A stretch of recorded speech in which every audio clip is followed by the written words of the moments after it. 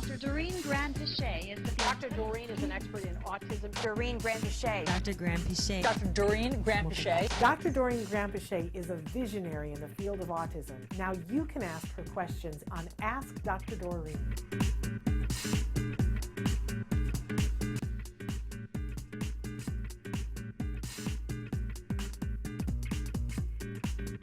Muted again, sorry.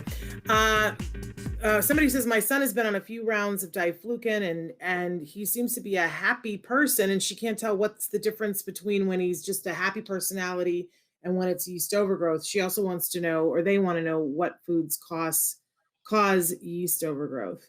I just want to say for my son, like, it was very distinct. My son's a very happy customer, has always been a happy little joyful, I called him my pudgy little elf when he was little. But then there were times when he was a drunk elf, like he was bumping into things and he would just laugh about nothing for an hour, just chortle his head off.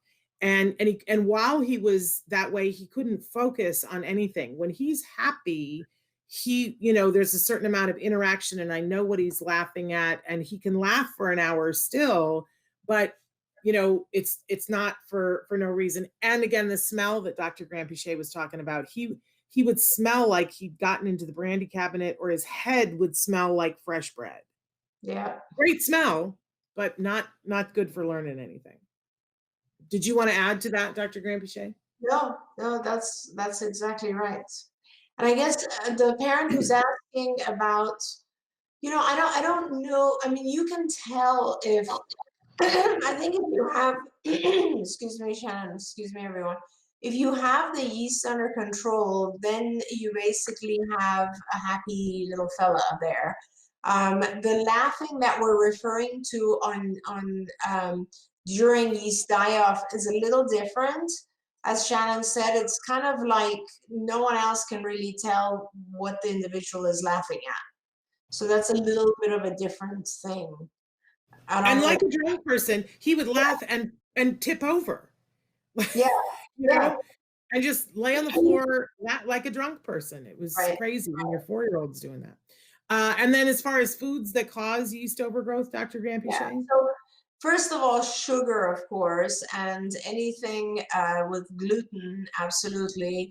But I have to say that there are other things that our kids are also very reactive to. They might not necessarily increase yeast, but they will increase inflammation. And when you start to increase inflammation, the whole pattern becomes messy, and the same stuff happens that I was mentioning before.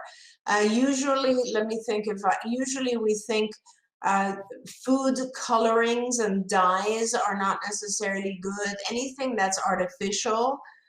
So, and you guys all know this. I mean, we all are much healthier when we're eating whole food, like foods that are fresh or not.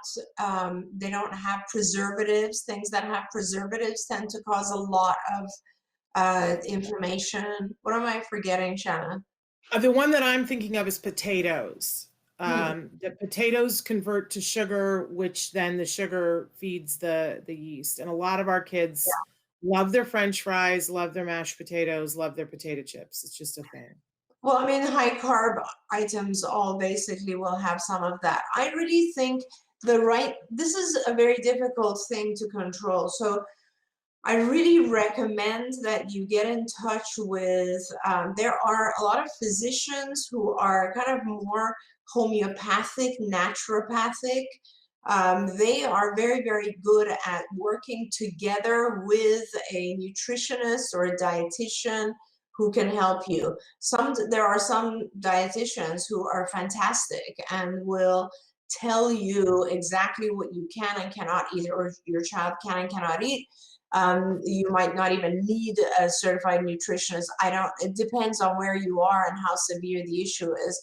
There are also physicians that are kind of practicing more Eastern medicine, naturopathic type stuff, and that's amazing as well. My daughter had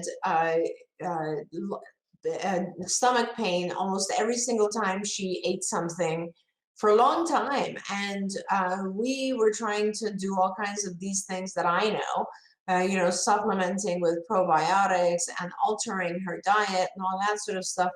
And it wasn't until she actually saw a physician who tested her and realized that she fully has celiac and cannot eat any gluten at all. And it wasn't until maybe 9 months of being on restricted diets until we saw that the pain was gone. And even today, if she has a tiny bit of gluten, it'll flare up again. So it's a very sensitive issue, and it's a very difficult issue to deal with. I do really recommend that you get together with an expert.